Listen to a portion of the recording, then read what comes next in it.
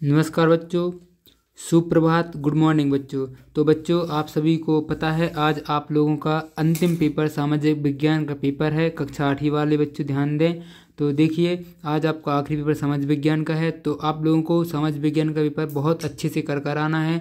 60 में से 60 अंक ही आपको मिलने चाहिए बच्चों। जैसे आपके पुराने पेपर बहुत अच्छे गए हैं, सभी बच्चों ने अच्छे गए हैं, सबका अच्छा पेपर गया है, पूरे पेपर अच्छे गए हैं। इसी प्रकार आपको यह जो समाज विज्ञान का पेपर है, यह भी पूरा पेपर अच्छे से करके आना है। देखिए, मैं आप लोगों के लिए एकदम पूरा पेपर लेके आ चुका हूँ। देख सकते हैं आप, ये मेरे पास पूरा पेपर है। देखिए इधर, देखिए पीछे मैं मोड़कर बता देता हूँ आपको।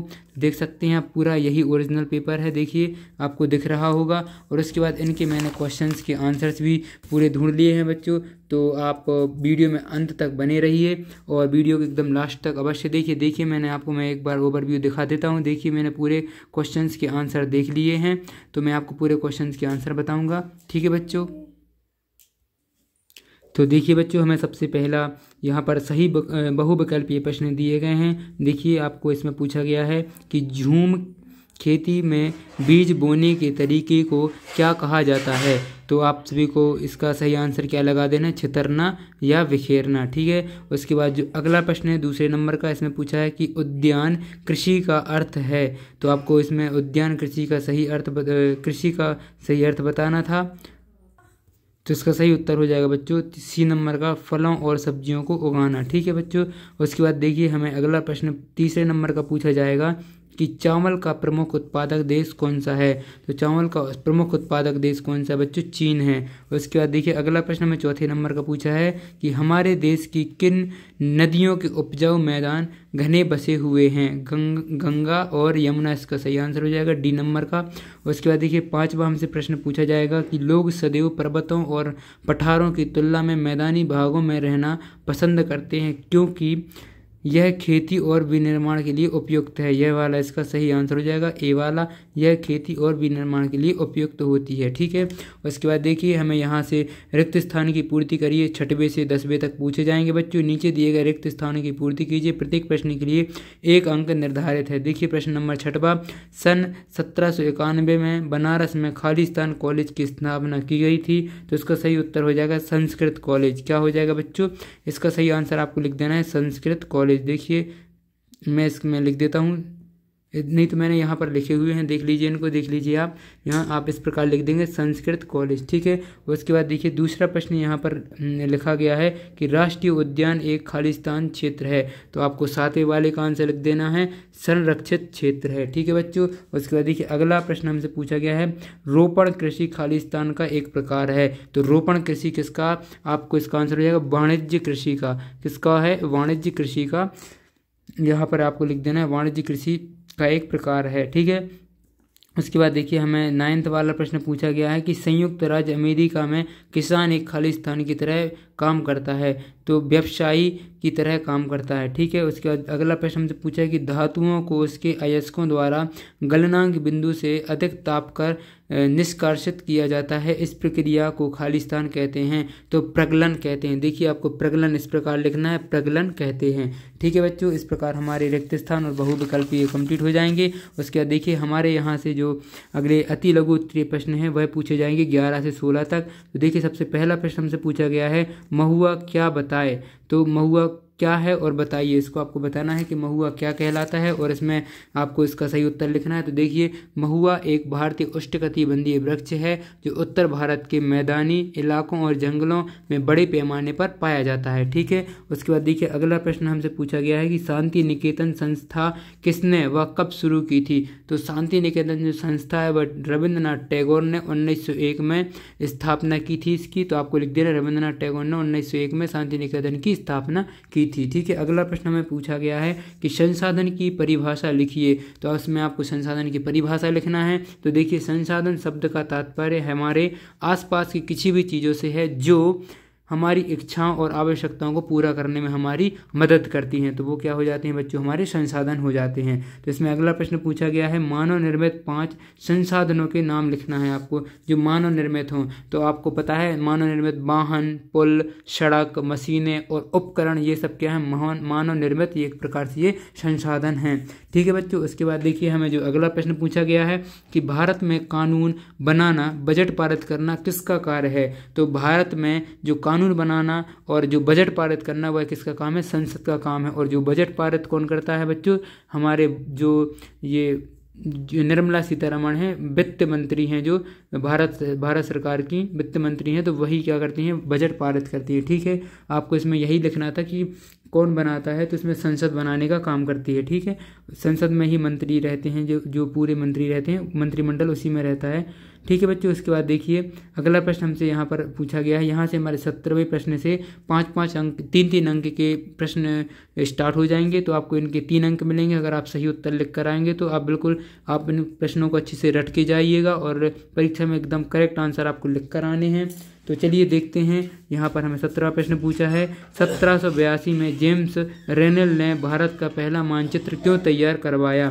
तो आपको इसका आंसर लिख देना है कि 1782 में जेम्स रेनेल ने भारत का पहला विस्तृत मानचित्र तैयार किया, क्योंकि उस समय British east India company Bharat में अपने राजनीतिक और व्यापारिक प्रभाव को बढ़ा रही थी। एक सटीक और विस्तृत मानचित्र तैयार किया करने पर मुख्य उद्देश्य उनका क्या था, प्रशासन, सैन्य अभियानों और गतिविधियों को सुगम बनाना था। ठीक है बच्चों, इसके बाद देखिए जो हमें अगला प्रश्न पूछा गया है कि 1757 में प्लासी का युद्ध किसके बीच हुआ था और इस युद्ध में किसकी जीत हुई थी। तो इसमें आपको लिखना है 1785 में प्लासी का युद्ध बंगाल के नवाब सिराजुद्दौला और ब्रिटिश ईस्ट इंडिया कंपनी के बीच हुआ था। इस युद्ध में ब्रिटिश ईस्ट इंडिया कंपनी की जीत हुई थी। ठीक है, उसके बाद देखिए अगला प्रश्न हमसे पूछा जाएगा, ईस्ट इंडिया कंपनी ने भारत में अपनी आमदनी बढ़ाने के लिए क्या क्या किया। तो इसमें आपको बताना है कि भारत सरकार ने, जो ईस्ट इंडिया कंपनी है, उसने अपनी आमदनी बढ़ाने के लिए भारत में क्या किया। तो आपको इसमें लिखना है कि देखिए ईस्ट इंडिया कंपनी है जो,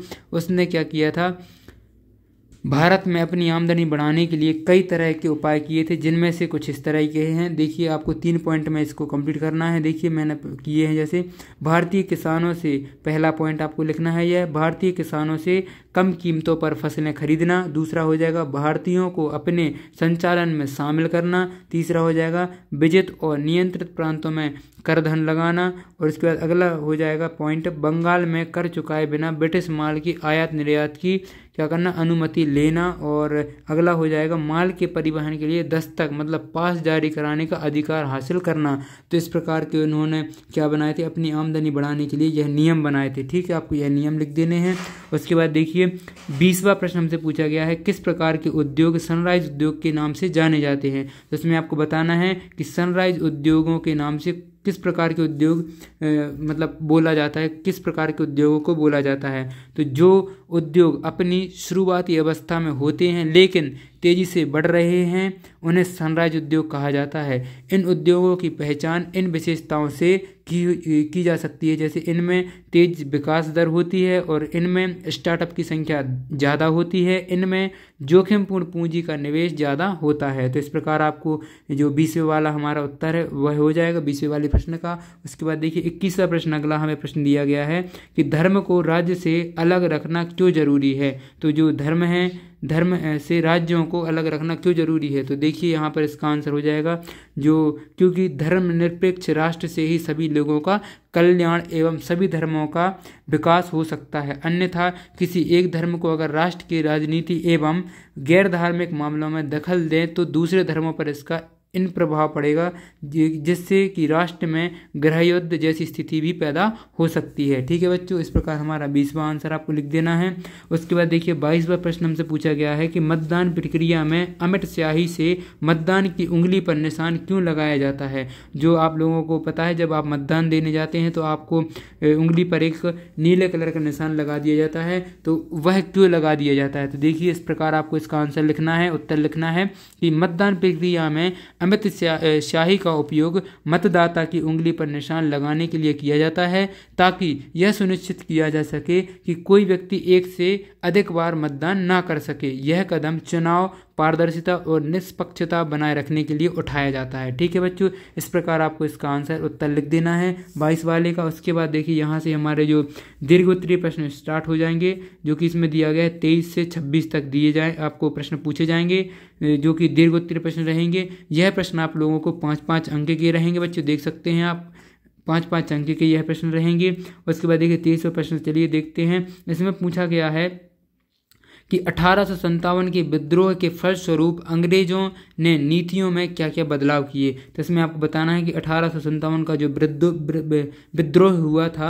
उसमें अंग्रेजों ने क्या क्या नीतियों में क्या क्या, इसमें देखिए क्या क्या उन्होंने बदलाव किए थे। तो 1857 के विद्रोह के बाद अंग्रेजों ने अपनी नीतियों में कई बदलाव किए। ब्रिटिश शासन ने 1858 में एक कानून पारित किया जिसके तहत ईस्ट इंडिया कंपनी के सभी अधिकारी ब्रिटिश सरकार के हाथ में आ गए। और दूसरा पॉइंट आपको इसमें लिख देना है कि शासकों को उनके, ये दूसरा पॉइंट है बच्चों, ठीक है, शासकों को उनके क्षेत्र पर शासन करने के अधिकार को सुनिश्चित किया। उसके बाद तीसरा पॉइंट आएगा, ईस्ट इंडिया कंपनी की जगह भारतीय परिषद को स्थापित किया गया।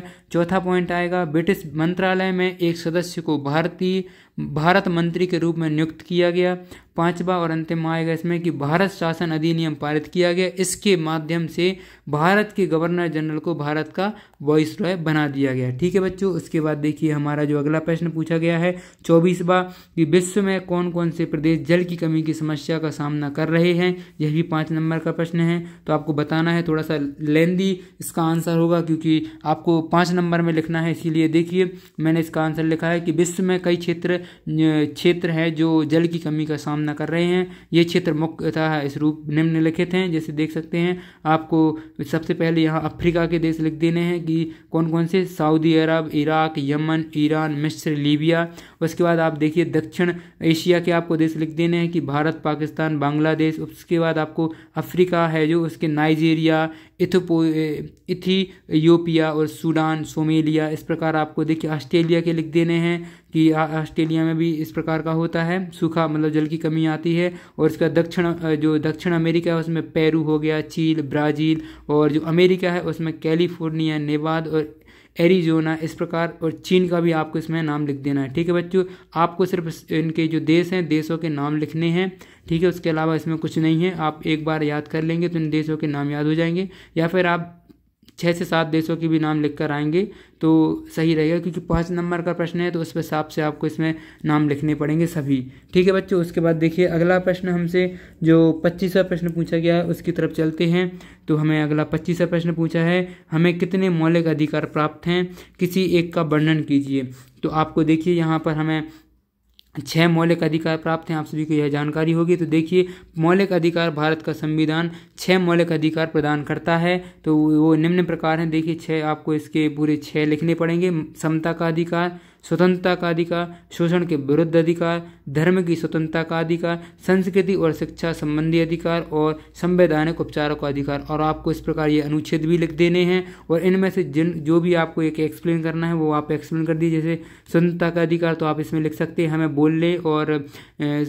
बोलने की स्वतंत्रता और आज़ादी है, आप बोल सकते हैं, कहीं पर भाषण दे सकते हैं। ठीक है, यह आपको इसमें थोड़ा सा विवरण आप इसका लिख सकते हैं। ठीक है, उसके बाद देखिए हमें 26वां प्रश्न पूछा गया है, फौजदारी एवं दीवानी कानून में उदाहरण सहित अंतर स्पष्ट कीजिए। जो आपको इसमें फौजदारी और दीवानी कानून होता था पहले, तो उन दोनों में आपको अंतर स्पष्ट कर बताना है। तो देखिए जो फौजदारी कानून में सरकारी कार्रवाई द्वारा बनाए गए और लागू किए गए नियम शामिल होते थे, और जबकि दीवानी कानून में उन व्यक्तियों को उपाय प्रदान करता है जिन्हें अन्य व्यक्तियों के खिलाफ निजी अधिकारों को लागू करने की जरूरत होती है। दीवानी कानून के कुछ उदाहरण हो जाएंगे, देखिए पारिवारिक कानून, वसीयत और ट्रस्ट और अनुबंध कानून, इस प्रकार के कानून दीवानी कानून में आते थे। और फौजदारी कानून में क्या होता था कि जो नियम बनाए जाते थे वह सरकारी कार्रवाई द्वारा बनाए जाते थे। ठीक है, और जो दीवानी कानून थे वह